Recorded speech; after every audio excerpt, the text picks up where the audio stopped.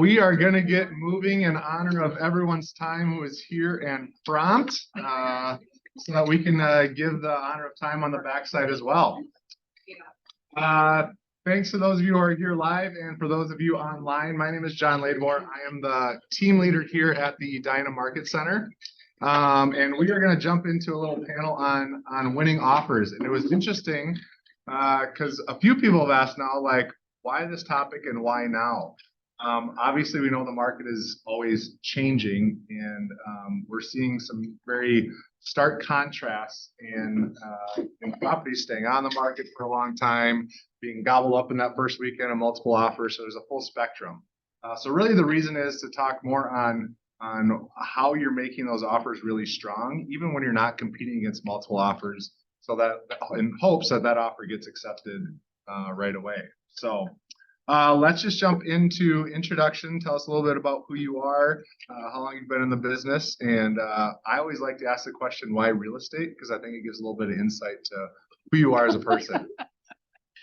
Okay, I'm Mary Schumann, and I've been a realtor for about 5 years. And I do primarily work with buyers, so I felt like it's in my wheelhouse. Why real estate is because I consider myself completely unmanageable. I love that. I really don't like working for other people. I know my own work ethic. I don't do well in that environment. So, and I was a professor for years, and then we moved here, and I needed a new job, and I'm not in the academics. Fascinating. No regret. My wife might call me unmanageable also. Yeah. I feel like I am. Let's face it, all husbands. Yeah. Except for Melanie's. True. I'm Kelly Zwilling. I run Profile Transaction Management. I've been in real estate for just over 20 years. I've been licensed in 3 states. I started in real estate after my degree in hospitality. I was actually working at a hotel and working the overnight shift because that made the most money. And someone offered me a job to come work at the real estate office on the front desk. And if you can do the math, that was in 2003. So the beginning of a very exciting time in real estate. And so within the first 6 months, I got my license, and then was the broker there at that office for the last 5 years that I was there in North Carolina. And I just fell in love with real estate. It had all the aspects that I loved about hospitality, and yet I'll kind of go on that unmanageable thing. It was without all the rules of corporate America. Yeah. Right.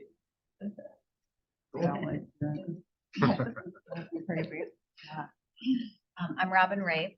So I'm the lender that sits within the office. So I'm with New American Funding, and I have been doing this for 35 years. And yes, I'm old. And I love what I mean. I like numbers, so of course, lending was I really almost went into real estate, and then I went into the lending side instead because I like the numbers and I like systems, and it's a good fit because you have to have lots of systems in place for lending. So Sure, cool.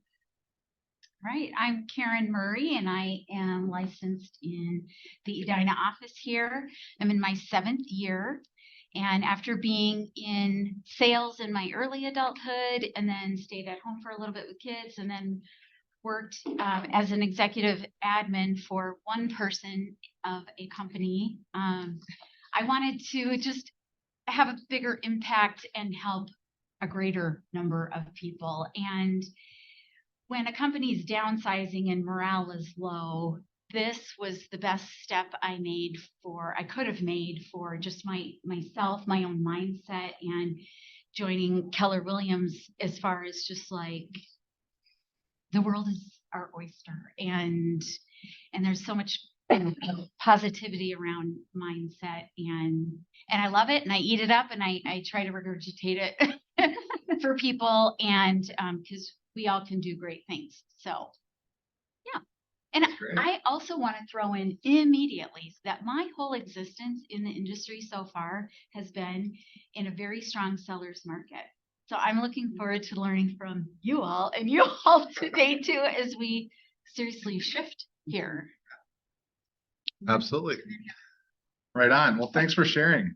I also thought I'd start us off just by kind of cueing into an interesting story or a creative offer that you've written or seen on the transaction coordination side, or Robin maybe had those conversations. Like, what has like one of the most interesting pieces of the multiple offers in the last few kind of really chaotic years? What has that looked like? If you have a good story for us. Go first. I was thinking about this because you did send this out in advance, and I'm like, the last couple of years just felt like a terrible blur. I mean, we were in those insane multiple offer situations all the time. And I was looking for anything that could get my people their home, especially in this case, I had somebody I do almost all relocations. So these people were moving from Utah back to Minnesota, and they were first-time buyers, and it was just like they were doing it remotely and all this stuff. So we're trying all this, and we had, just to give you scale, the first offer, or first home one of the first homes that we were refused on was in Richfield, and they offered $50,000 over asking. We did ask for an inspection, but when I called the agent, I was like, and it was a $350,000 house, just for $50,000 over on a $350,000 house. And right. Yeah. Called the agent to check on the offer because I hadn't heard. And he said, I don't remember what you offered. What did you offer? And I said, and he said, I'm sorry, but you weren't even in the top 20. And I just felt sick. But the house that we got eventually was in Minneapolis, which is where they wanted to live. And one of the techniques that I was using at that time, and I'm still not above it, honestly, is to research the sellers. And well, first of all, I always talk to the agent, try and establish a rapport, but I don't think anybody doesn't do that. You'd be surprised.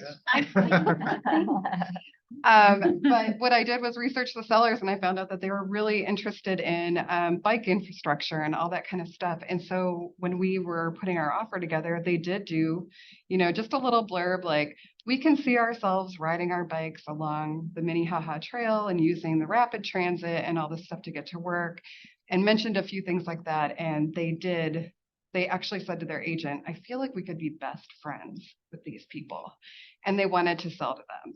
So I know that kind of thing is controversial, but I try to keep all the protected classes out of it, but I'm not above heartstrings.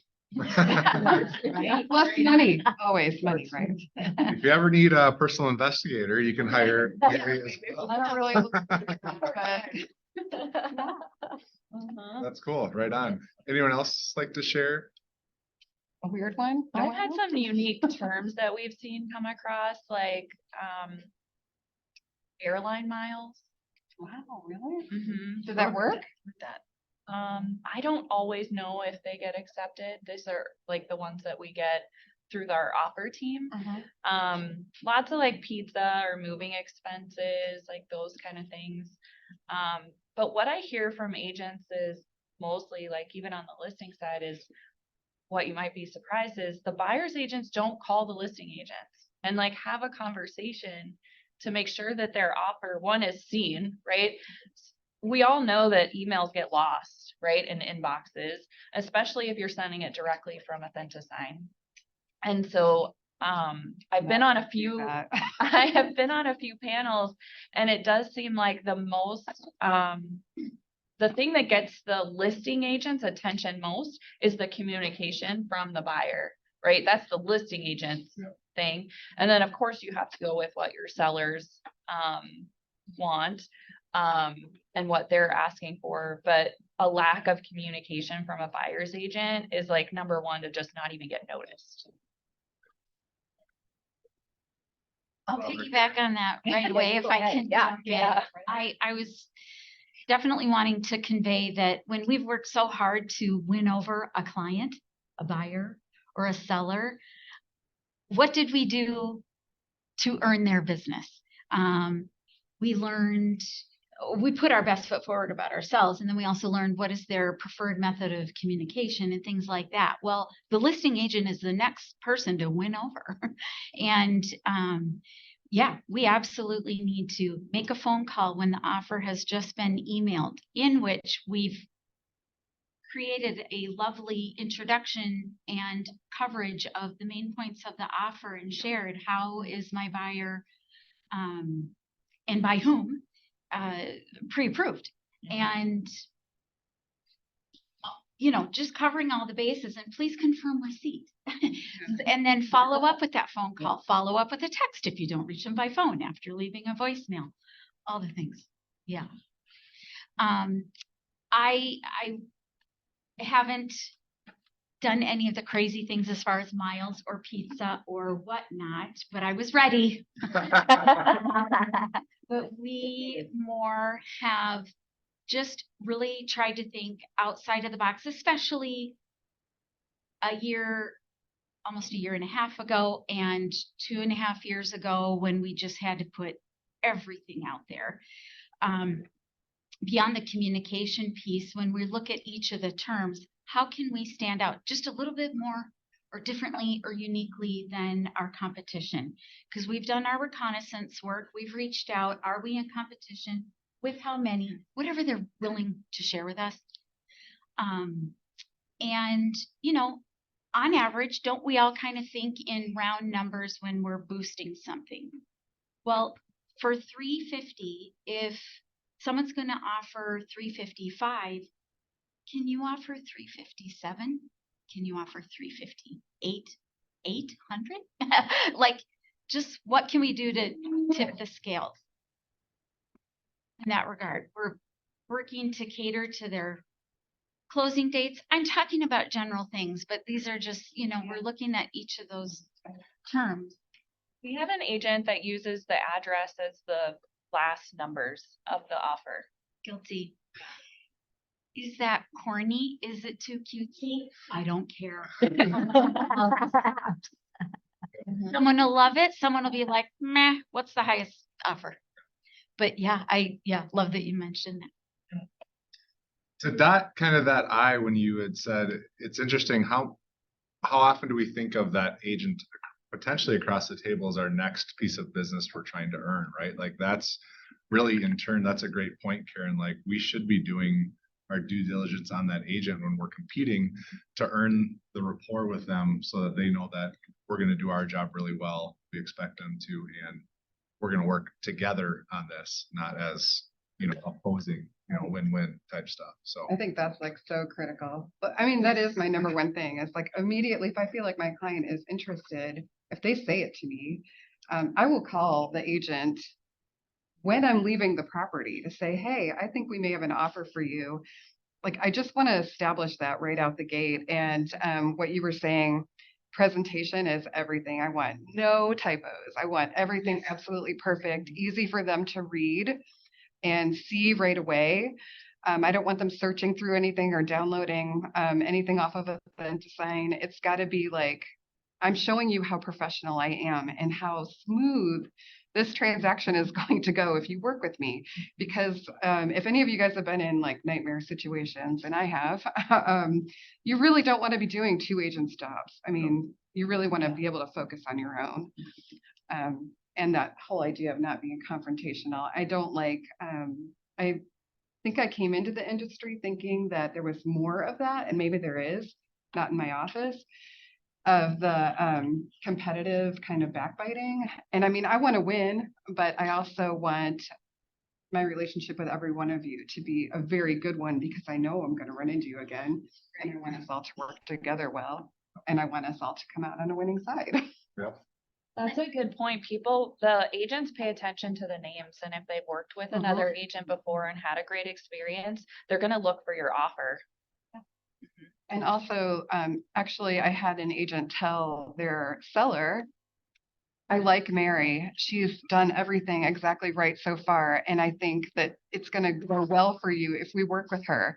We weren't the only offer. So I think can't be said enough, like to really present yourself like as well as you possibly can. Yeah, that's great. Maybe we've done that too on behalf of buyer agents, actually advocated for them and their buyer, even if it wasn't the highest number. Yes.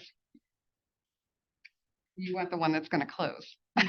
Or a lot of Absolutely. times I think the offers are very similar, Yeah. right? So there might be one small term that's different.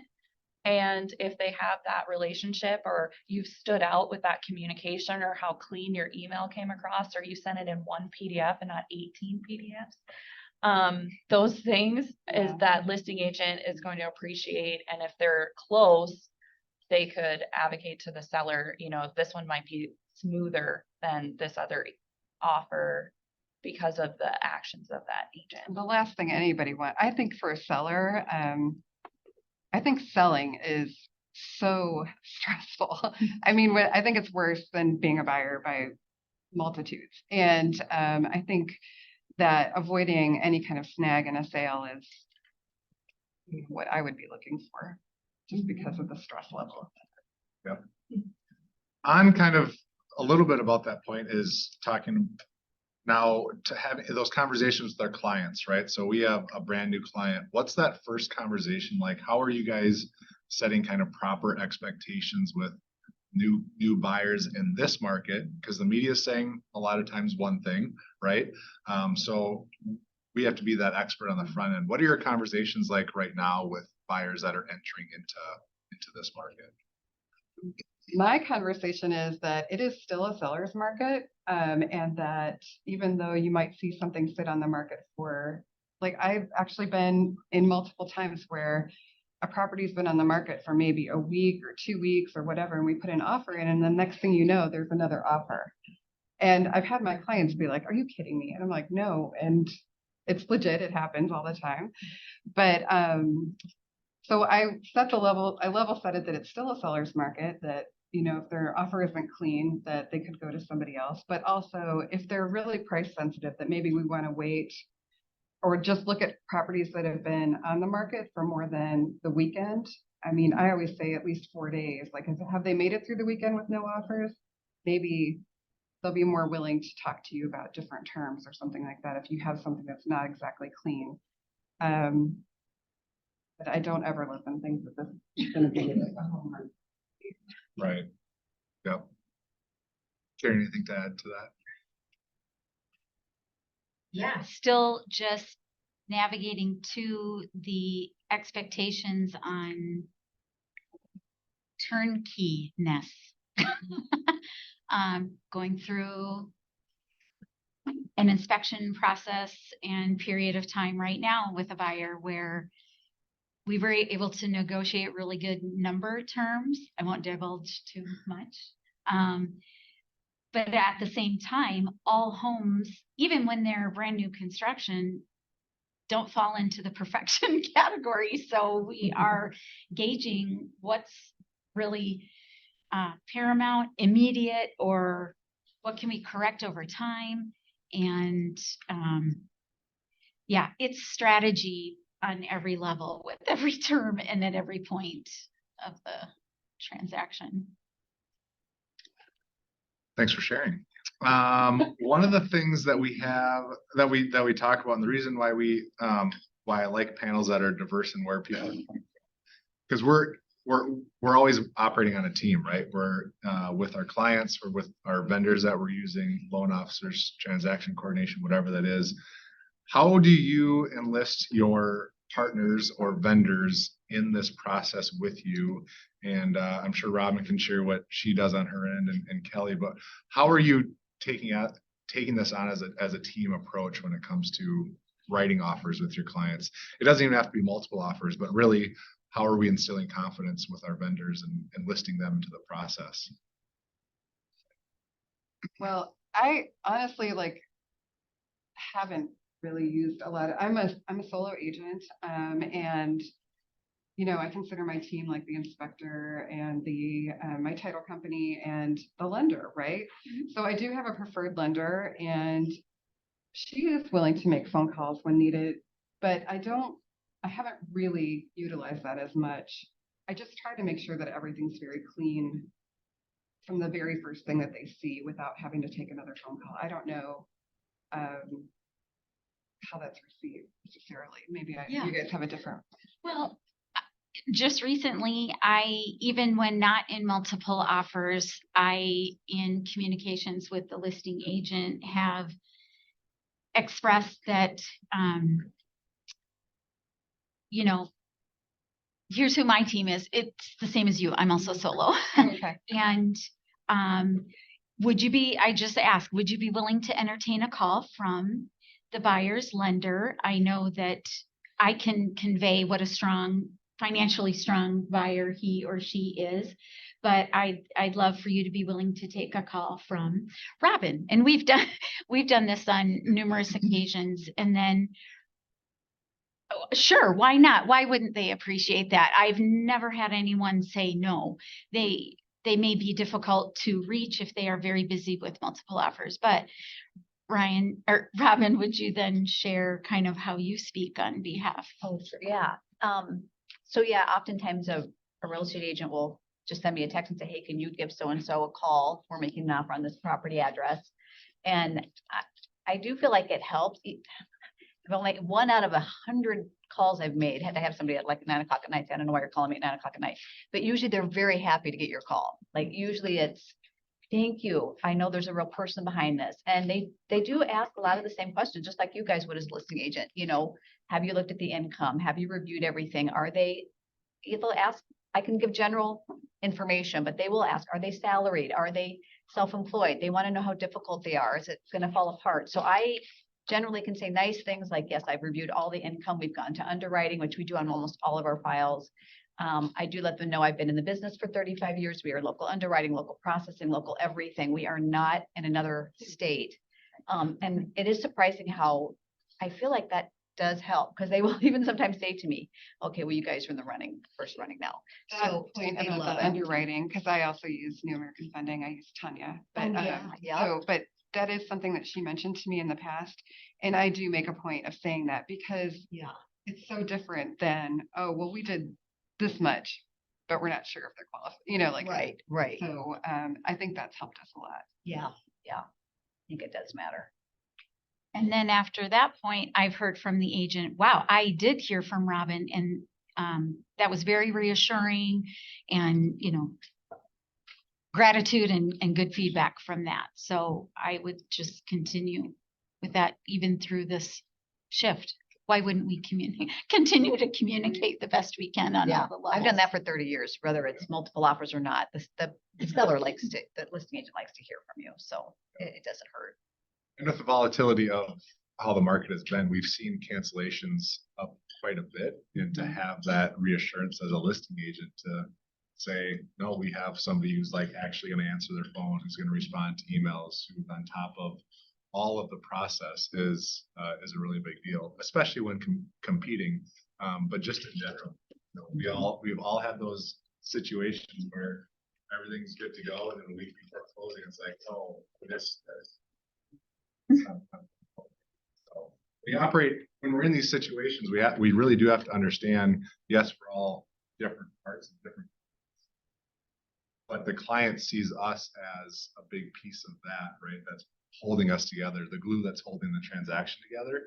So if we don't have good partners that are helping us along the way, ultimately that can fall on us. That's as 100%. I've had 2 transactions with large banks, and they were both absolute nightmares that almost didn't close. And it was because there's just so many hands in the pot and nobody knew what was going on. And it wasn't my choice, right? I don't choose the lender. My buyers did. They didn't use the person that I recommended. And it's like, well, told you, you know, it's like, You want to. right. I mean, it's just very, very difficult. And the last one, I was on the phone with those people constantly because I was so worried, and justifiably so. I mean, it ended up the food chain, like senior vice presidents at the bank and all this stuff. And I'm like, can we please just close? It's just a loan. You guys, this is a big bank. I thought you would be able to handle it. Yep. Do you? Yes. We won't name names though. Oh, good girl. Your name. When an old closes transactions, talk to closers. Yeah. Closers do this all day long, and they'll say, "We get a file from this bank, we know it's going to close." Oh, and it ruins like your relationship with your title company too, because they're like, my life is misery dealing with these people, right? The transaction coordinator knows too, how many follow-ups we need for the lender for loan commitment and appraisal updates. We have lenders that are proactive, that are sending it before we even ask, and we're usually a week ahead of time. And then we have other lenders where we're constantly having to call the agent, like we've called, we've texted, we've emailed, like we've sent pigeon carrier, like we have no communication whatsoever from this lender. The same thing, you know, who's gonna make it and who's not gonna make And it. even title companies, like I had a bad title company on a seller side, like I had the buyer. And that title company just disappeared, like they weren't doing anything. So it's like really critical that you know who your good partners are, that you can rely on. And, you know, if you're evaluating from a listing side, like what are they bringing here? Who are they working with? And I would even say, like, if there's a title company that you know is bad, or a lender that you know is bad and you're on the listing side, like, can we switch? Because I know it's going to be awful and painful. Or an attorney. Oh, I had an aha with that actually in my first year in real estate, as I submitted an offer and the listing agent said, we'll accept your offer under one condition, that you use a different lending company. Yep. A, B, or C, I don't care who, just not them. So it is a really big deal. So for those of you who don't have those tight partnerships, find them. Yeah.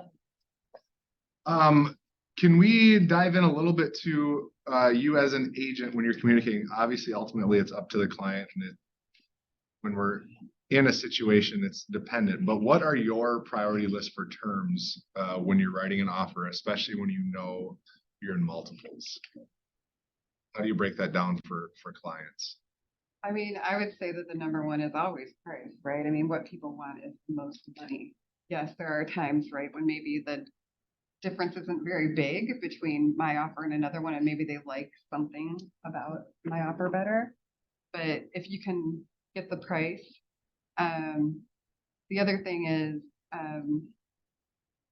honestly, like I have never had a client waive inspection. I try to discourage that whole thing.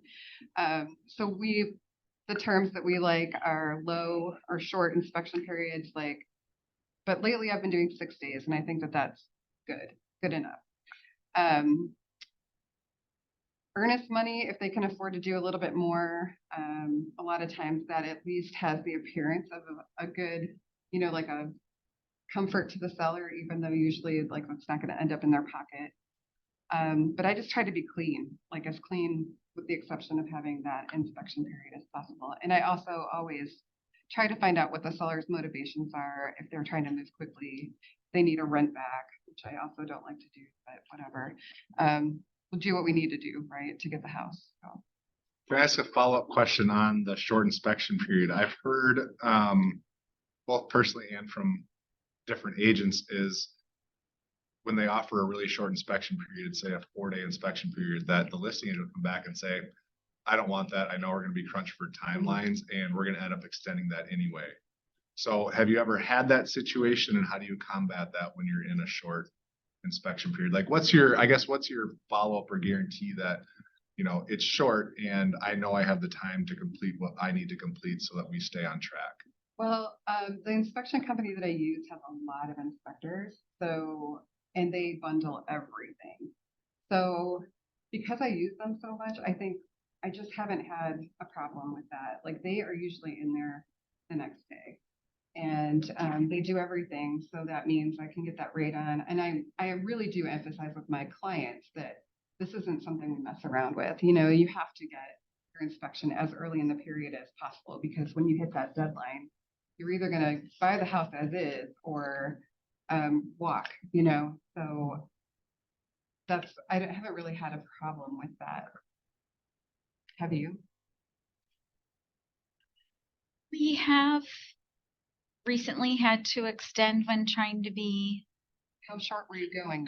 maybe 4 or 5 days. Okay. I mean, not for, but, and, you know, with the teams that we have in our back pockets, I have a handful of inspectors as well, whose cell phone numbers I have, not just the company number.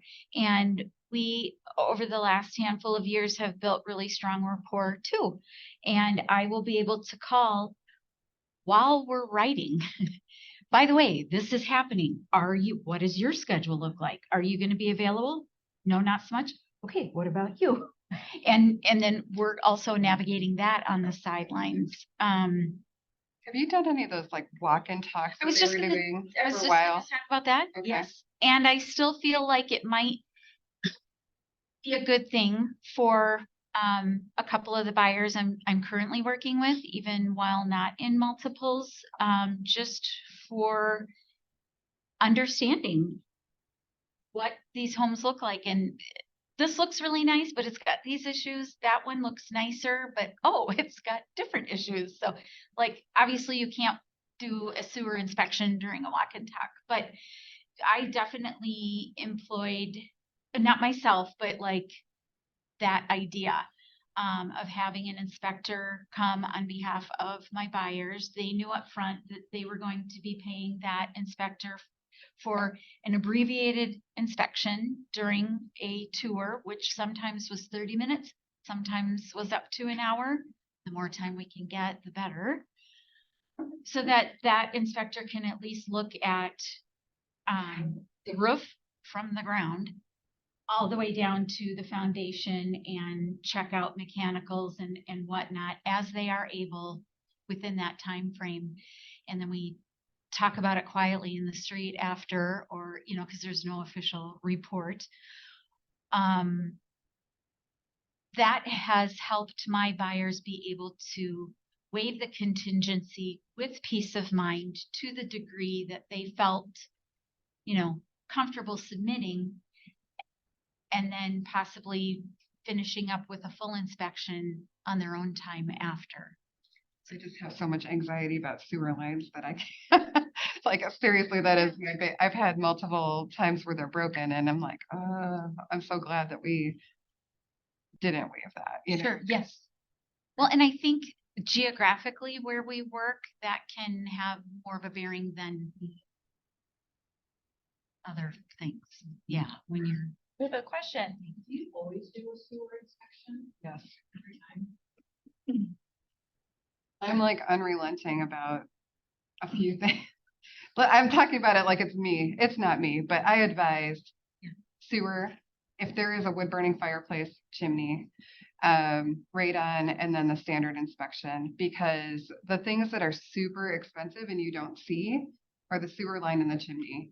And I had a buyer buy in Minneapolis, and they knew what they were getting into because they got the full inspection. They had a broken sewer line, which we had fixed before they closed. And then the inspector did find problems with the chimney that was to the tune of like $15,000-$20,000 worth of repairs, but they wanted that house and they knew what they were buying. I'm cool with that, you know, like that's up to you, but I just would sure hate for them to call me afterward and be like, well, you advised us to not worry about that. I'm all about avoiding liability. Right. So that's my theory. And keeping people happy, honestly. Want them to know what they're buying. I'll share some stats on inspections. So last year, we were at 29% of the offers were waiving inspection. So, but that also means that 71% had inspections that were That's what I would written. always say, like when I would hear buyers like go, 40% are waiving, I'm like, yes, but 60% are not. So Yeah. let's look at it the other way. And then, the average days, last year was 3 days, this year is 4 days. Really? Wow. Yeah. I have a question for Mary. So you always recommend standard inspection plus fireplace for wood burning and sewer line. Are those, And radon. and radon, of course, yes. Are those 3 different inspectors? And that's one of the reasons I use my inspection company. Well, they have 3 different people maybe that do it, Sure. but they're all at the same company Keep and your they package. coordinate it. Yep. Which I love. And then it all comes in one report and they can, you know, make their decisions that way. inspection with condos and townhomes? I don't, you're right, not on. I was not like, on oh. condos. Thank you, I'm sorry, I wasn't even thinking about it. Sure. Potentially I would on a townhome though, because, yeah, well, although it is, I guess not so much contingent on purchasing, you know what I mean, because it would be the, association's problem likely. Right. It would just depend. Depends on those CIC docs. Yep. Yeah. Um, And they all have those little grids in there. Whose responsibility is it? You know what I mean? And I read that. You find people, wanting to do their own radon, even if the seller provides a radon that was fairly recent? Okay, how about sewer inspections? I mean, if there's a report that they can read that was recent, but I mean, honestly, I don't know. I guess everybody has a different theory on what they would, like every person, every buyer is going to have a different way of looking at that as to whether or not they want to trust something that's provided to them or pay somebody that's working for them. It'll flip in the market. So back to kind of the priority list, anything, Kelly, that you see prioritize more or that you're communicating or Karen that you're writing up? I would say price and financing. So large down payments are big. Sellers love large down payments. Like they will take a offer that might be a little bit less if it's 20% down. I've definitely seen that. That can get them out of an appraisal problem too. So And I would share in the last week, my transaction coordinators have shared with me, they've had more cancellations, but they've also had appraisal waivers. And so it's just so interesting kind of how you started out, like the market is doing so many different things at the same time. Yeah. It's so weird. I don't know what you guys are seeing, but in terms of offers, over half of my buyers are paying cash now. So that's been great because it gets rid of a lot of things, but it's kind of 9% are interesting. cash. And is that, Last year was 10%. Okay. This year was how much? 9, and 10. last year was 10. Although like another transaction coordination company was reporting like 17% at one point. So I guess it just depends on who your pool of agents are, right? are your buyers able to do cash on their own, or are they utilizing the cash financing through New I've never American had anyone Funding? use that one. Mm-mm. That's a, Haven't yet either. I'm ready. Well, so, yeah, as the lender, New American Funding, the owner, I mean, it's not quite as crazy right now, but I will say our NAV cash program has even gotten more popular and it's less multiples. So I don't know, that doesn't really correlate, but, we have more people using it than ever because, I mean, cash is king, right? So, and it's 1.9%. And I feel like some people right now feel like they can get 1.9% off the list price, so they don't even really pay for the program. So it's something they want. We just had somebody whose property was contingent and they could not get an offer through.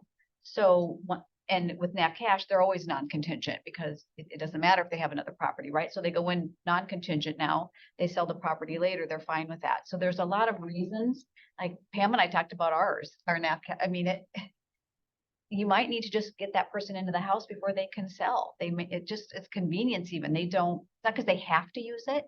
They may not want to show it with their 3 kids, their 4 dogs and their parakeet. Like, I don't want that around, right? So they move out and they stage the house and on they go. It's a convenience thing almost more than a necessity now. And it's just kind of more like our owner knew what he was doing. I mean, it's a good program. So we use it a lot. So, I mean, that's why I don't know where the numbers, you know what I mean, a percentage on cash. People just have cash now too. So I think there's a lot of that. NAV cash, is there any financing things that go into it when you guys are looking at it, or is it just straight cash? Cause like I had a cash buyer that actually ended up taking out a $60,000 loan on a townhome that he bought. And I thought, this is ridiculous, but it really ended up saving him in the end because there were things that came up through having it financed that we wouldn't have discovered if he would have paid cash. Well, the NAV cash is that we go in we go in and we buy the property for them. They can close fast. But I mean, as cash only, so you're not doing financing? No, so we buy it initially in one transaction and then we give them the mortgage in a second transaction. So there are two purchase agreements that you write. One is between NAP. Right, but the one when you're going to buy it, you're just giving them cash. So Yeah, if we, there are we'll even certain give you a things- bank statement that says we got $6 million. Here you go. We're buying But it. I'm saying, so No. then you wouldn't find those things either. As far as, You mean like cash buyer who took out the $1,000 loan on the townhome? oh no, we completely underwrite the loan twice before we do a NAP cash program. So we know what's happening with the buyer. Is that what you're asking? No, I'm talking about Finding the issues the HOA. by the Yeah, appraiser or like, from the financing. There were things in the condo doc that were discovered.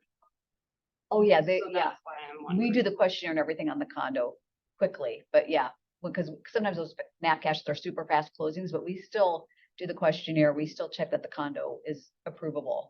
That's Yeah. federal law to have 10 days to review those docs, no matter how you're paying. Yeah, for the we still property. do all that up front. Right, but I'm saying like a cash buyer, when they're reviewing the documents, is different than a mortgage company. You're just saying their expertise level of what they're Oh. looking for.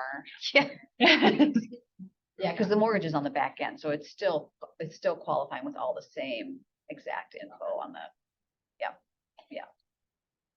Good questions. One point HOA docs. Yeah. review. One point of, Yeah. point of sometimes contention, but do you use escalation clauses and why or why not do you use them? I love them. I use them all the time. And I don't ask permission. I don't know why, like, any listing agent would say no, because why would you say no to getting more money for your client? But I don't, like, some people say you should ask and see if that's okay, and I'm like, no, I just write it in. I find out if, I mean, I do communicate a lot with listing agents, and I want to know, are we up against somebody or not? And sometimes, you guys, you can ask questions of listing agents that you don't think you can ask, or maybe that you don't think that they'll answer. Ask them, what do I have to write to beat them? Is this going to be enough to win? And they won't maybe tell you all the terms, but they might tell you, yes, you've got to, you know, you're going to need to be a little higher than that. So, but what I tell my buyers always is like, look, this is the way to protect your floor and your ceiling. And so you're not underpaying or overpaying, but I'm never going to go in under list price on a escalation clause. It's like, if we're going to do list or better, we'll do an escalation clause. But I love them. I think they're great. And depending on the price point, I'll do, you know, $2,000 to $10,000 over the next best one. Just be careful the way you write them and make sure you have like a way to get that backup documentation from the agent, stuff like that. I have a- By backup documentation, you mean? I mean, the competing contracts so that you know that you're paying the net price, not just the first page. I want to see the page that says they're not paying seller closing costs. Yeah. They're not paying anything else in the other. So I asked for multiple lines in that contract. proof of net offer Yep. and terms. Yes. Do you have a rule of thumb for the minimum price over the highest offer accepted? Like that you will have your buyers pay? Did that come out okay? You In said other two words, to- She said two to 10 grand. I oh, think. thank you. Yeah. You said it and I Yeah. missed it. Thank you. Because don't even do that for $1,000. Right, right. No, Or, yeah, I'll pay you $1 more. right? Doesn't Well, work. I have a recent escalation story that, so, you know, I, as a lender, don't typically go through this stuff with my buyers, right? I mean, I do go through cash is king, then it's conventional FHA. I tell them about, you know, I always go through the $5,000 more is only $36 in your payment, you know what I mean? So they have all that information when they walk into their offer, right? But I had an agent that was pretty experienced and she made an offer and there was, I think, 3 or 4 offers on the house. I get a call, you know, and when an offer doesn't get accepted as a lender, we don't always hear like, what, you know, always like, what happened? And then I finally find out they didn't get the offer. The buyer came back and called me and said, there was an escalation clause we lost because we didn't have one. And I want to know why you didn't tell me about it. And as a lender, I'm like, oh, I didn't even know that the agent hadn't had that conversation. So now I walk this fine line about it, but I have an agent that doesn't want to discuss escalation clauses. Do I discuss it? because that agent or that client has not come back to me. They were mad. And I'm like, I don't typically discuss that, but now I think maybe I should. Because I assumed that with a multiple offer like that, that probably was in there, like you, but no, didn't even have the discussion. Now, if the discussion had been had between the agent and it's not anybody in this room or this office, but I thought, well, that's something that you'd think that would just be maybe even at least a discussion in a multiple offer situation. So Some people I don't really think about it or know about it. Maybe they haven't really used it, you know, yeah, because I have had listings and I don't get them. Huh? I said there's lots of people vehemently against Yeah, them, and so they that's- just don't use them. so as a they lender, just do you talk to discuss it them. or not? Yeah, As because buyer agents or listing agents? Both. I don't understand that mindset, but. Well, I've been told by listing agents before that that's not their best offer. When they ask for highest and best, if you're willing to do an escalation, is it truly your best offer or not? If they're, I mean, I can understand the pros and cons to both sides of Part it. of me is just like, wah, wah, wah. If I'm giving you the more money than anybody else, then take that offer. Like what, you know, I'm sorry you have to work through this and get paid many thousands of dollars to do it, but that's part of the job, you know what I mean? Right, but if they could get 450 and you're willing to go to 475, now Right. we're, I you know, guess, like, so- there's, the argument then would be, I mean, I'm representing my buyer, but the question then you're saying, like, maybe you're not, because if they say highest and best and you put an escalation clause in there. you know? Right. We have listing agents that just counter back. Yeah. And then it doesn't matter about your written in proof or whatever, because they know if the buyer's willing to go to 475, then they'll just counter at Well, that's 475. a smart way to do it. Just needed the other side to communicate with you on that. Hmm.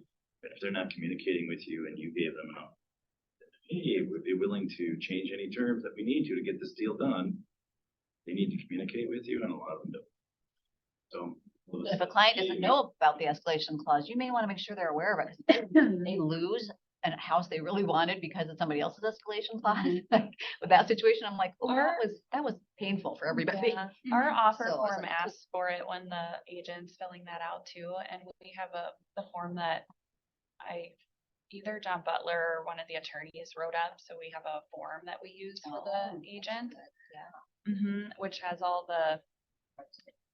Yeah, and so it also has the option with the appraisal in there too. Oh, with so- appraisal gaps. Yeah.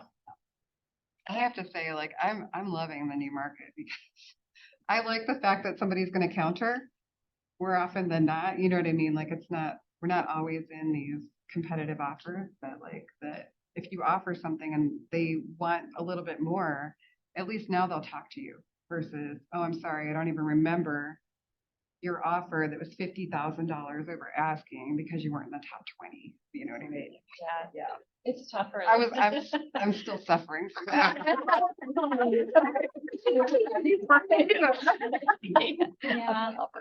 I was gonna say, I just had one where I had received 10 multiple offers and I would have had more, but people would call and say, can we compete? And I would say no. And the person that was going to win didn't end up winning because during me getting prepared to go present to my clients, I had an agent and I'm a rule follower and I don't, so I don't like to bother the agents once I've sent my offers over, but I'll say like what Joe said about we're willing to do whatever, let us know. Well, this agent sent me a text and said, my clients have advised me that I can go up as high as we need to go in price and we're going to do this appraisal guarantee. And what he sent me, I was like, Put it in a okay, I contract. need to call him. So I called him and I said, I have 10 offers. Your price is not the highest price, even with your escalation clause. You need to beat it if you want to compete. And so he said, if I write it this, and I said, well, you need to write at least that, and you need to also give the room that you had given in the escalation clause. And so he ended up winning because he sent me a text. And I just thought, that's a really powerful piece of advice for myself with my buyers, because I think that it's more helpful to not be contacting the agent and harassing them where. So you don't frame it as harassment. Well, I know, but like I knew for myself, I had so many offers going on. I had so many people calling, like it does get overwhelming. I just always think like, we are well paid to communicate and solve problems. I mean, like, I really think that that's and so for me, like, the whole communication thing is probably number one because, I want to hear what that agent's, they'll tell you things that are valuable, that are going to help you like make help your client. Well, one's highest and best. Right. But I'm saying like, continue, you know what I mean? I just continue. Yeah, and that's what I was gonna say I learned, is that even though highest and best is due at noon, you can still send text messages, you could still call, Yes. where before I didn't.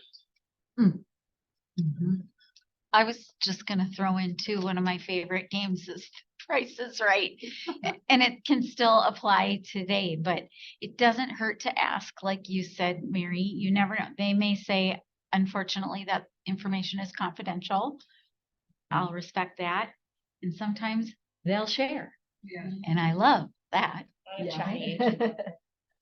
Well, and some, I'm sure like there are buyers that are probably like, or sellers that are saying like, do what you have to do to get me the best price. And if that means that you tell them that we have an offer at this and I want that, you know what I mean? If that seller says, if they allow you to. I always tell the other agent, like, hey, just let me know. I'll change our terms. And let's make your seller more money. Money, money talks. Yeah. I'm gonna ask this, we have a few minutes left and I'm gonna ask this next question because we do have a training specific to it coming up at the end of the month. How do you implement your market research and data into conversations around the offers that you're presenting with your client? Want me to go? Either way, yeah. I always look to see what's happened in the neighborhood. I almost do like a CMA on it, and I send it to them, but I also send them every single listing that has sold recently within, like a reasonable geographic area and a reasonable time frame. So they can see like, all right, this one sold for X number of dollars, but the condition wasn't the same, or, whatever, and they can make their decision. But there's only so much. It's mostly, to me, I feel like a comfort level thing that I'm offering them. Like, you're not overpaying. Because, like if they see what else is out there, but the fact of the matter is there's multiple offers and they want that house, well, price, you have to decide what you're comfortable with. And here's what I'm going to tell you. This is the trend line for off of InfoSparks in this neighborhood, and you can see like where the price has gone over the last 20 years. And this is what homes have been selling for. Is it a straight line? Always no, but do you feel happy with? I want them to feel like I'm not overpaying for this house, or I'm not underpaying. You know what I mean? Like, I'm not going to lose my offer because I'm not offering enough. I have a repeat client who's just in the habit of, okay, we're thinking of offering on this one. Can you pull the comps? It's just a regular part of the process, doing a comparative market analysis, not to the nth degree, like when we're preparing for a listing appointment, Right. but we're looking at days on market, any price reductions, sold price, Percentage that they got, like, is it over or under? Like, asking yes, price? yeah, looking at that actual percentage, and seller paid concessions. And yeah, exactly. What are the trend lines in each of those areas? Yeah, I guess that's all I was gonna. We have a monthly newsletter that we send out those stats comparing the last year to this year. So that's what we do. It's just all from our agents that we have. Yeah, because if they think they're overpaying and they can see the appreciation as X, you know what I mean? They don't feel like, oh my gosh, I can't overpay. We get that a lot. And I have to throw it back to the agent, say, I'll let them pull the comps on it, but you can pay anything you want. And don't forget the market is going to keep going up right now. Awesome. Any last questions from anyone in the crowd? Not all at once. What do you think your best? There's 2 little bubbles up there online, but I can't tell if those are. Oh, did you say? One of them, Yeah. oh, I do. One of them, Mary, someone was asking who you use for an inspector. I use the much maligned, but I think it's totally wrong. I use Structure Tech. And they have been amazing. They said, I'm just gonna pitch for them because they said, in the past I had heard like they would trash deals because they were too thorough or too alarmist or something. I have not had that experience at all. I use them nearly every time. So I've had a great experience with them. I have two. I've used Structure Tech. I've used our current preferred vendor. I've had an opportunity once. I'm blanking on their name. Tech. Inspect Tech, wonderful. And then I have continued to use a gentleman who was part of our previous preferred vendor, Right Home Inspections. Yep. Cam. Awesome. Anything else you guys would like to add as kind of a dot to the I? I was gonna ask what your best winning offer is that you've ever won. Like, what did you do extra special to win? Your favorite winner? Yeah. Of any of your buyers that you. I just like the nice clean ones. I mean, there's nothing fun about it. It was just like I had a really nice sale last month. And it was a nice condo right on Lake, on Binnenmakaska, very expensive. It had been on the market for a month. This guy was a cash buyer. He came out of nowhere the night before and he said he wanted to buy it. I was like, okay. But as soon as we put the offer in, it was, again, multiple offers. But he thought I was a dang genius for coming up with this escalation clause. So he loves it.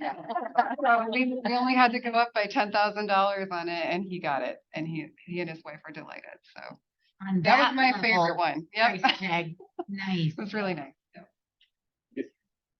How long have people been using escalation clauses? Like, it seems to be, is it something that people were using a lot in the last couple of years? Is it something that would be worth having? I haven't been in the business too long. I mean, like I started in 2019, so this is my 5th year. And 2019, I feel like this, it was calmer. And then just everything hit the fan and I was like, okay, I'll throw everything at it. So that was when I started using it. It was like 2020, end of 2020. I was gonna say the They same thing just within left. 3 years. Sorry. Yeah. I was gonna say Faye, who just left, probably knows if they were using it. So, I mean, obviously they're used in competitive situations, so. Yeah. And other times. So in the early They know. in the early 2000s, they used escalation clauses, but appraisal gaps weren't needed because we had those appraisal issues. So. We won't talk about that. So I have a question on the escalation clause, like you said, you're always gonna do list price or a little higher, whatever, in general. Let's say like the price is $450 and your client offers maybe $455 with the escalation clause of $5,000 or something. Do you ever, like, how do you know then whatever that highest bid is going to be, that will be $5,000 over? Like, you don't want them, You say up to. or, okay, like, Say just say a you put certain a price cap point, on it, like you this is know? as high as we're willing to go for this house. So when you're writing it in there, you're Yeah. gonna say up to X number or X price net. Like when you're trying to beat the best. And in your opinion, if there's multiple offers, let's say that were identical to that, same close date, same loan terms, everything, what would be the next standout thing that someone would look for to be like, okay, but this one is better? Like, I I mean, think you want that agent advocating for you, like, because Yeah. they like you and they think that it's gonna go well. So A lender probably phone true. call. Yeah. Appraisal gap coverage. I think the communication is the biggest Yeah. part, right? It's Yeah, that- sure. Yeah. Especially loan officer and agent communication to that agent is paramount. And an inexpensive, in the big picture, offer. I've had buyers offer my seller if mechanicals were aging or older. I've had buyers offer as part of their deal a home warranty starting right now or as of being Oh, under that's a good contract idea. to cover the sellers for the month of escrow before closing. And then the buyers get to reap the benefits of that protection for the next That's crazy. 10.5 to 11 months. Yeah. Which is also peace of mind for the seller too, because they don't want to have that buyer's agent give them a call in 3 months and say the AC went out. Right. Even though I don't know. they, yeah, Yeah. you can say, well, they have a home warranty. Like that's what That's really good. I like that one. Right. And things happen in 3 weeks right before closing. They always do. That's what they have. That's the Murphy's Law. All right. Well, thank you guys so much for being here. I appreciate you being here.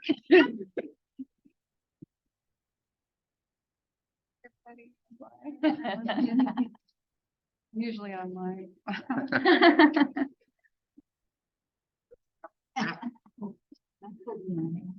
Yeah, no, that's good.